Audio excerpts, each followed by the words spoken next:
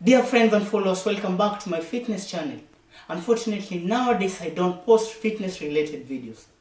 I took a 1-month break, hoping that I would come back stronger, but it is with great sadness that I do this video. For me, I won't call it emotional because I don't like people to sympathize with me. Men were meant to be stronger, so am I. So today I'm here to address the issue between David Otigere Ondari, the so-called David Jr. and I. And before I continue, both audiences should know that David and I schooled together back in high school. And in high school, I used to train him in the school fitness studio. Actually, we knew each other through fitness-related matters. More so, I have known him for years. That is, as a humble and an honest person, as a kind and caring person.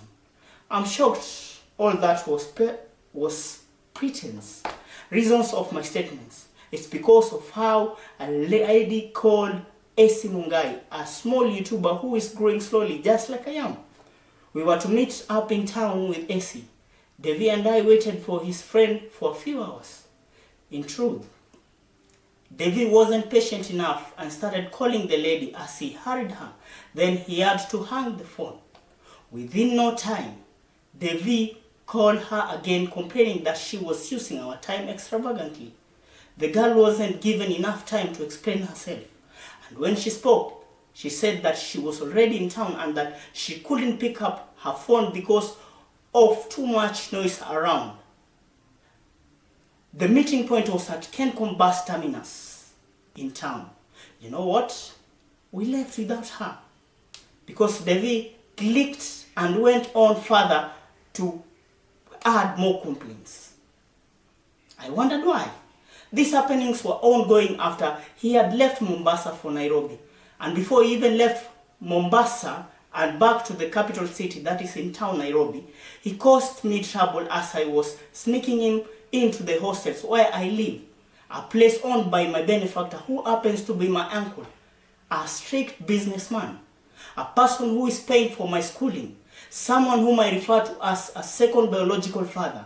I joked around with this business just for David to spend day and nights in his hostels and keep all his belongings there. I was risking it all for this dangerous personality called friend. Little did I know that I was getting closer to more humiliations. The day David came from Mombasa, I didn't pick him at the airport as he claimed in the other video. He gave me a call when he reached Ngara Fig Tree, Nairobi area. Thereafter, in Nairobi area, so he came where all his stuff was kept for almost a month. Thereafter, I accompanied him to go check out a rental house which was closer to East University, the so-called cooperative university. A friend of his had secured it for him. He paid for the rental house that was secured for him by his friend and said that he will be getting in early September and prepare to settle for school earlier. Afterwards, we left from Gataka to town. Gataka is a place located in around those areas near his university. Afterwards, we left from Gataka to town, and as soon as we reached my place of study, that is hostels, we didn't rest. As he said, he wanted to make a video in a very dangerous slum that we've ever talked about. I quickly thought hard about it. And to be honest, I tensed so much, then I said to him that we should first talk to the people in that particular slum in order to be in safe side. Unfortunately, he didn't listen and said that I shouldn't fear because life is all about risking. I talked to my inner person, telling him that maybe David is confident enough to do it because he knows people in that slum. He has even lived in Ngara, and in fact, closer to the slum area, along Kipande Road. I made a joke and said that I will act as his personal bodyguard. We laughed so hard at that joke, and then I told him, why can't we rest, man? And we were so much exhausted from the walks. He said, come on, let's do it. I said, well in bro. On walking, we reached a building where he used to reside, Chambers House. He instantly took out his camera and we started with the introduction as we walked towards the slum. And as for me, fear started taking the most part of me. Of course, I'm a human being. And I started dragging myself behind because I had two thoughts. One was to tell him we should stop that. And the second was to plan for another day when we are well prepared and have informed the people residing in that slum.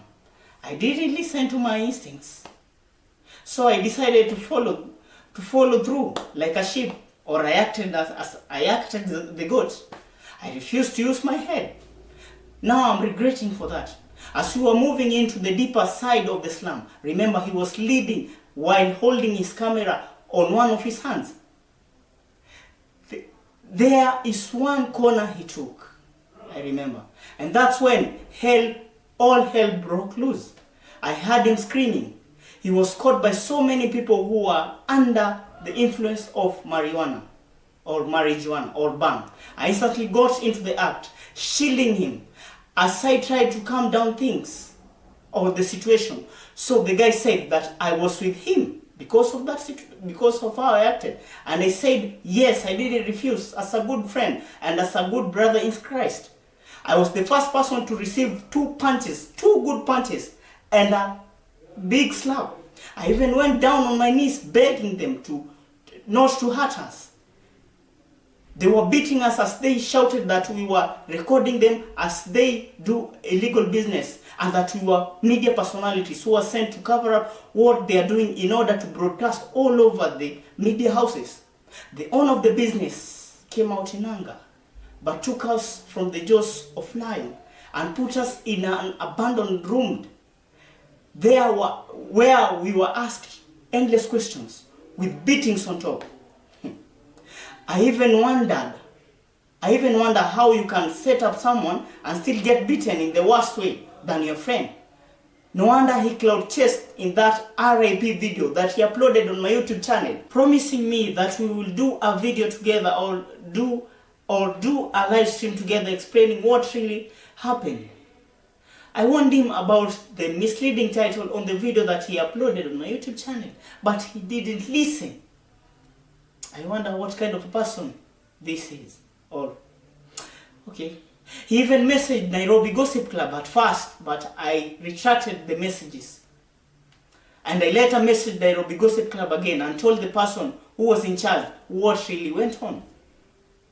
The Vis camera, the MiFi switch he uses for internet, and cell phone remained with the owner of the illegal business. And before that, he had removed all his landlines, all the cell phone lines in his phone. So him lying that he lost his contacts, I think that's something else that he's also trying to cook up. He's cooking up things. Sorry guys. David got angry when I mentioned that we had YouTube channels, but I lied. Here now I'll agree. I lied that they were for charity work and for music. I saved the day. I think I saved the day because we could get killed. Remember, these are guys who are under influence. You never know what they might do. Talk of big machetes, knives, and heavy mop sticks, plus PVC pipes. Oh my goodness. Everything in the memory card that was in David's camera got deleted because this will act as evidence. As for me, I didn't carry even a coin, leave alone my phone. I think I only carried myself. I had nothing. Because I was also working with my instincts. I was listening to my instincts. And in some other situations, I wasn't listening to my instincts. And I listened. Yeah. So these videos that he's making, I know now, they're collecting so many views. These videos that contain more likes for more views. And now he's using my DSLR camera, recording all those lies towards me, just because I told his sister, D. Mwango, the truth as it was, shaking my head in distress and astonishment. I didn't know you are that kind of person, David. I've never known that. Now it's like you're calling me a thief. But the Abba Father in heaven is on the look. Anyways, David, Thank you very much for all that you've done for me. Oh, and to you, David. In fact, I spoke with your sister, as I've said, Dee Mwango. I also have the screenshots. And whatever that she said about you, I was even shocked. I'll share on this video. Well in, bro.